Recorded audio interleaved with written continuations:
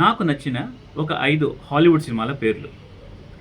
ఇవి చెప్పే ముందు మిమ్మల్ని ఓ ప్రశ్న అడుగుతాను. ఎవరూ రికమెండ్ చేయకుండా, ఎవరు నటించారో, ఎవరు డైరెక్ట్ చేశారో ఏమీ తెలియకుండా ఏదైనా సినిమాని చూసిన రోజులు ఏమైనా ఉన్నాయా? ఉండవు. 90% ఉండవు. ఎందుకంటే కొత్త సినిమా అనేది ఒక రిస్క్ అనే ఒక ఫీలింగ్ ఉంటుంది మనకి. అదే తెలిసిన నటీనటులు అంటే ఒక తెలియని కంఫర్ట్. తెలిసిన డైరెక్టర్ అంటే అది కూడా కంఫర్ట్. కానీ కొత్త సినిమా అనేది always unknown quantity, risky affair, time waste వ్యవహారం.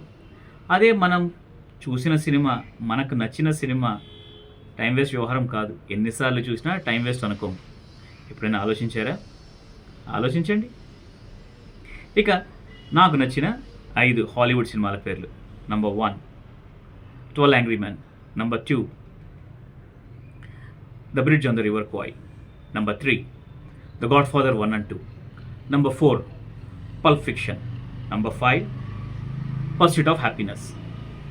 ఏ ఓటీటీలో ఉందో కింద రాస్తాను, మీరు కూడా చూసేయండి.